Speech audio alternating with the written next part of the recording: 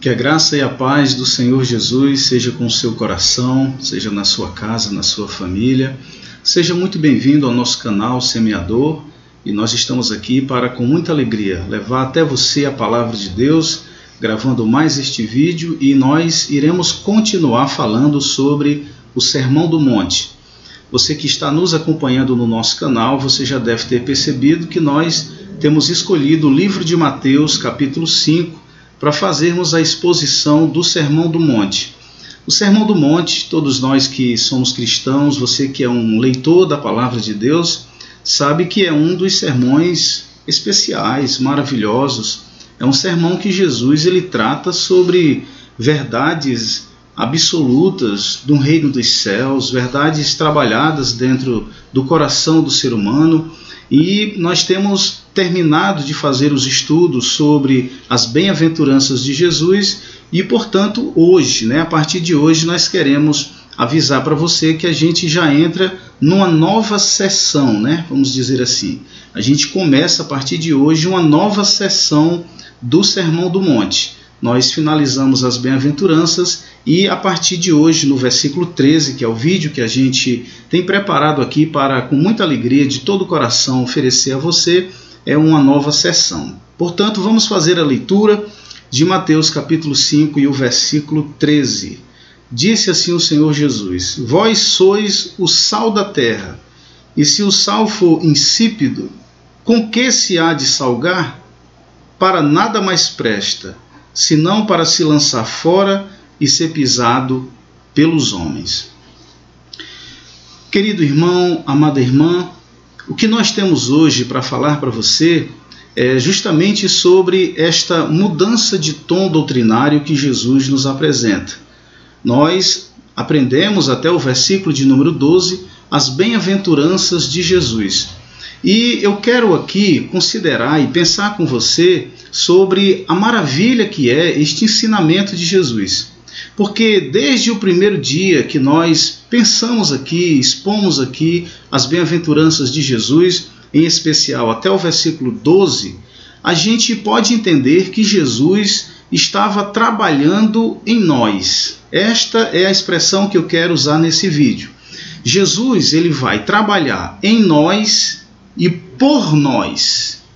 E eu quero que você preste bastante atenção para você entender. Quando eu digo para você que Jesus trabalhou em nós, é porque, na verdade, Jesus, primeiramente, tem o interesse de conquistar o nosso coração. A vontade de Deus é a nossa salvação. Em primeiro lugar, não é o nós sermos, não é nós fazermos. É, primeiramente, nós ser. Exatamente por esta razão que eu quero fazer este vídeo, para que você entenda esta verdade. Quando Jesus nos ensinou sobre as bem-aventuranças, ele estava trabalhando em nós. Você deve lembrar, se você não se lembra, eu vou refrescar a sua memória. A gente começou falando sobre aqueles que são pobres de espírito, que é aquele que reconhece que está em verdadeira falência espiritual e carece da graça de Deus. Depois a gente viu que era preciso chorar, e Jesus disse que era bem-aventurado chorar pelos pecados, chorar pela perda da sua inocência, da sua comunhão com Deus. E depois a gente viu que também Jesus nos ensinou sobre ser manso, ter a mansidão, ter a gentileza. E depois nós estudamos sobre aqueles que têm fome e sede de justiça. E a gente vai tendo a sequência: os misericordiosos, os limpos de coração, os pacificadores e o último, que é sobre aqueles que sofrem perseguição por causa da justiça e por causa de Jesus. Então perceba que de todos esses versículos que Jesus nos ensinou, era uma forma de Jesus trabalhar na nossa vida. Ele estava mostrando para nós que nós precisávamos nos reconciliar com Ele. Nós precisávamos reconhecer os nossos pecados. Nós precisávamos chorar por esses pecados que a gente cometeu. A gente precisava trabalhar a nossa natureza para sermos mansos, para sermos misericordiosos, para sermos pacíficos, para termos um coração limpo. Então, em primeiro lugar, Jesus trabalhou em nós, mudando a nossa vida, transformando a nossa vida. Então, a partir de hoje, nós já vamos entender a forma como Jesus vai trabalhar, não mais apenas em nós, mas através de nós. Então este versículo é uma espécie de dobradiça desse contexto do Sermão do Monte escrito aqui por Mateus. Porque quando o Senhor Jesus cita esse versículo que a gente acabou de ler, observe que Jesus ele começa a falar sobre a influência do cristão para praticar o bem no mundo. Agora, já não é mais o homem e a mulher ser transformada pelas virtudes de Jesus. Não é mais como era nas bem-aventuranças. Agora, este que já foi tocado por Jesus, que já foi salvo, transformado, regenerado por Jesus, agora ele deve ir ao mundo. Ele deve agora ter um propósito no mundo. E este propósito é ir e ajudar este mundo, fazer o bem a este mundo. E isso é absolutamente maravilhoso. Isso nos mostra que a nossa vida diante de Deus, ela tem um propósito. E o propósito de Deus foi nos alcançar. E agora, depois que fomos alcançados, o propósito de Deus é que nós sejamos instrumentos de alcance para alcançar outros para Ele. E baseado no que ele está nos falando aqui, ele vai usar uma metáfora. Ele vai dizer que nós somos como o sal. E isso aqui é uma coisa muito interessante e precisamos nós pensar sobre este assunto. Porque quando nós dizemos que Jesus está nos chamando de sal, à primeira vista, você que está nos assistindo agora, você que é bem jovem, pode ser que você não tenha muita compreensão deste assunto, ou quem sabe você não estudou sobre ele, mas no contexto, nos dias de Jesus, o sal era uma propriedade absolutamente necessária para a sobrevivência do ser humano. Naquela época não havia refrigeração, não tinha essa geladeira bonita que você tem, esse freezer que você tem, não tinha o gelo que se tem hoje. Por isso, naqueles tempos, eles precisavam do sal, justamente com as suas propriedades, para que ele fosse útil e extremamente necessário sobre a vida de todo ser humano.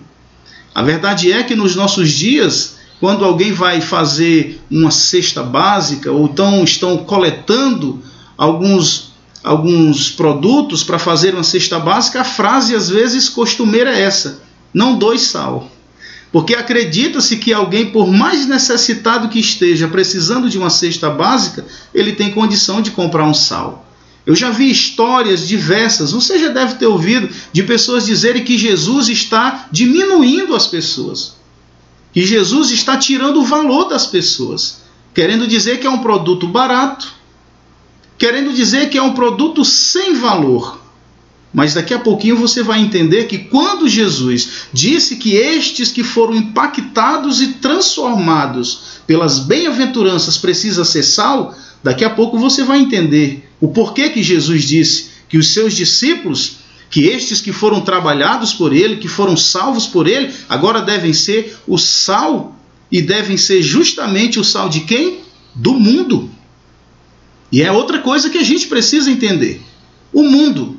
Quando Jesus disse que nós somos o sal do mundo, ele está querendo dizer que o mundo está à semelhança de uma carne. É isso mesmo que você está me ouvindo. O mundo, aos olhos de Jesus, e nesse contexto, ele está querendo dizer que o mundo está semelhante a uma carne. Sabe por quê? Porque a carne, ela pode apodrecer e ela também pode ficar poluída por germes. Isso simplesmente se ela estiver em um local onde não tenha o sal sobre ela. E por esta razão é que nós entendemos que o que Jesus está querendo dizer é que assim como uma carne precisa, naqueles dias, do sal, justamente para que ele se mantenha puro, este sal ele vai receber o título de preservativo, ou seja, ele vai preservar, e também de antisséptico. Justamente por causa do sal é que aquela carne não vai apodrecer. É justamente por causa do sal que os vermes não irão poluir, estragar aquela carne. Então, quando o Senhor Jesus nos fala sobre isto, ele vai nos dar duas grandes lições. A primeira, já é esta que eu já te adiantei, que o sal ele tem duas propriedades claras que qualquer pessoa consegue detectar. A primeira é preservar. Este pedaço de carne que nós acabamos de falar, ele vai ser preservado se espalharmos o sal sobre ele, se derramarmos o sal sobre ele. E o que Jesus está querendo dizer? Que um cristão que foi transformado pelas virtudes das bem-aventuranças, ele vai poder fazer o que sendo sal? Ele vai preservar. Sabe, existem tantas coisas que precisam ser preservadas. Eu vou dar alguns exemplos para você. A gente vive uma época em que até as crianças não estão livres dos grandes investimentos, das grandes poluições, digamos assim, de tantas mensagens, de tantos maus comportamentos, e que muitas das vezes crianças começam a tomar atitudes que a gente acha absurdas. E uma das coisas que nós precisamos fazer é ser sal para estas crianças, é espalhar sal sobre elas, justamente para preservar a inocência da criança. E você pode assim me perguntar, me dê um exemplo, eu vou lhe dar. Não falar palavrões diante de uma criança, não falar palavras grosseiras diante de uma criança, não falar palavras indecentes diante de uma criança. Eu sei que muitos do passado que estiverem me ouvindo, pessoas que já têm uma idade mais avançada, sabem do respeito que se tinha diante de uma criança, da pureza de uma criança. Não se falava um palavrão diante de uma criança, não falava histórias imorais diante de uma criança. É justamente isso que a gente precisa chamar a atenção. É preservar a pureza de uma criança. Mais uma coisa, a gente também pode trabalhar a questão de preservar a família. Quantas investidas, quantas coisinhas estão querendo destruir a família? Pois eu quero te dizer que Jesus está contando conosco como cristãos para espalhar o sal sobre a família, para nós preservarmos a família, preservar a união do marido com a sua esposa, preservar a obediência dos filhos aos pais, e essa família está debaixo de um teto, de poder fechar a porta, está todo mundo dentro de casa, no aconchego, sentando na mesa, comendo, vivendo a sua alegria em família. Este sal que o Senhor Jesus nos diz que nós somos, é justamente para nós espalharmos e darmos a preservação às famílias. Mais algumas coisas, nos negócios, também derramar o sal nesses negócios, ou seja, mostrar que pode sim se viver uma vida honesta. E nos conceitos da filantropia, aplicar esse processo de filantropia como uma forma também de preservar, sabe o quê? De preservar jovens para não entrarem em mundos difíceis, não se envolverem com problemas sérios que vão muitas das vezes prejudicar suas vidas e suas famílias, através do amor, através da atenção, através do respeito, de uma ajuda. Jesus está dizendo que ser sal da terra é preservar o que ainda não se perdeu. Mas existe uma outra propriedade do sal, mais uma e a última que eu quero te falar, que é que o sal também ele tem a propriedade de prover o sabor. É justamente ele que dá o sabor. Pode-se colocar os temperos que se colocar, mas o sal precisa estar para que aquela comida ela tenha aquele sabor. O sal é justamente para isto, para dar sabor. E sabe o que eu estou pensando aqui? Eu quero compartilhar com você. O mundo, ele vive criando suas festas, criando suas fantasias. O mundo, ele tenta, através dos prazeres, se identificar e ter assim uma razão de viver. São pessoas entrando pelos mais estranhos estilos de vida, porque querem sentir prazer de viver, porque já não tem mais prazer de viver. Eu quero te dizer que existe um sabor na vida, existe um sabor que pode fazer com que você possa dizer, eu tenho sim razão de viver. E eu quero te dizer que biblicamente nesse contexto, o sal da terra que vai dar sabor a este mundo, você sabe o que é? É a fé cristã. É eu e você como um cristão sermos um sal nesta terra e dizer para este mundo que a razão de viver não são os vícios, que a razão de viver não são as práticas pecaminosas, os prazeres, que a razão de viver é ter uma fé em Jesus, é ter o amor por Jesus, é olhar para o Sermão do Monte e aceitar que essa virtude encha o seu coração, transforme a sua vida e que mesmo que você seja perseguido, você não se desanima porque você sabe que você tem um galardão nos céus. Então, quando Jesus disse, vós sois o sal da terra, ele está falando justamente isto. Só que, nesse texto, Jesus disse que esse sal ele pode se tornar insípido. Ele pode perder o seu sabor. Aí é um grande desastre. Aí não se pode mais esperar que este sal ele possa produzir o efeito esperado. E Jesus ele fala isso justamente para nos chamar a atenção. Eu quero agora chamar a sua atenção, meu irmão e minha irmã. Eu e você somos sal da terra.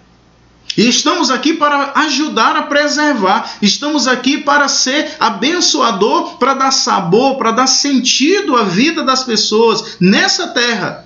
Que se não for os cristãos, ao ponto de vista de Jesus, se não for esse cristão cheio das virtudes, das bem-aventuranças, este mundo vai apodrecer. Este mundo não tem esperança. A esperança somos nós, em nome de Jesus.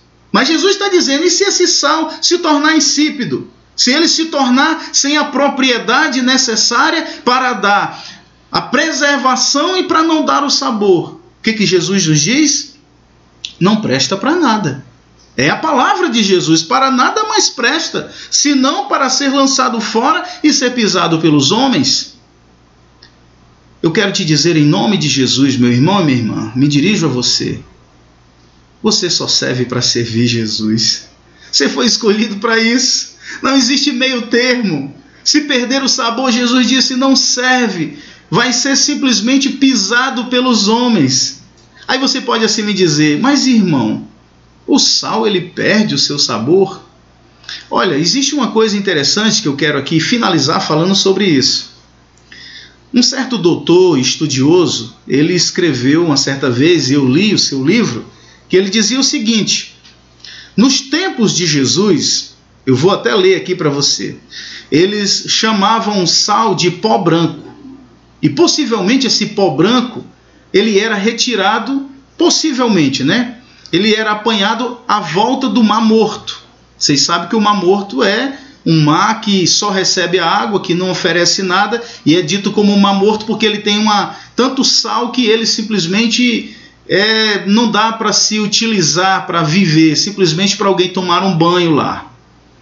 E diz que esse pó que existia no Mar Morto, naqueles dias, ele tinha o cloreto de sódio, que é justamente o sal que a gente conhece.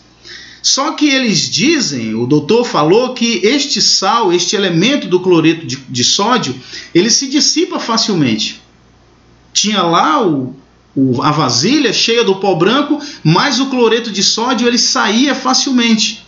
E isso nos faz acreditar que muitos naqueles dias estavam entendendo o que Jesus estava querendo dizer. Que muitos podem ter, de alguma forma, o resíduo branco, que parece ainda ser sal, mas que já não tinha mais o cloreto de sódio. Isso é uma exortação para nós. Porque às vezes nós, como cristãos, temos biblicamente o título de sal da terra. Mas pode ser que o cloreto de sódio já foi embora, ficou apenas o resíduo branco. E nós somos apenas uma aparência e apenas temos um título. Mas deixa eu te dizer, apenas título de cristão não funciona. Tem que ter a vida, tem que ter o sal, tem que ter o cloreto de sódio. E sabe por que Jesus disse que se não tiver o sal, não tiver o sabor, ele vai ser pisado pelos homens? Porque este mesmo doutor, falando sobre essa propriedade do sal naqueles dias de Jesus, ele disse que depois que ele perdia o seu cloreto do sódio, ele não passava de pavimentação de estrada. Pegava os montões daquele pó branco e colocava para tapar os buracos e pavimentar as estradas aonde os homens passavam. Olha como Jesus, ele usa as histórias do seu dia, ele usa a realidade do seu tempo para nos ensinar. E se você não sabia, eu estou aqui compartilhando essa verdade para você. Meu amigo, minha amiga, meu irmão, minha irmã, vou finalizar este vídeo. O assunto está maravilhoso, mas a gente precisa finalizar. Quero finalizar dizendo para você que o Jesus que já trabalhou na sua vida, agora Ele quer trabalhar através da sua vida. Seja um sal da terra, preserve e dê sabor. Este é o plano de Jesus para mim e para você. Que Deus te abençoe em nome de Jesus. Amém.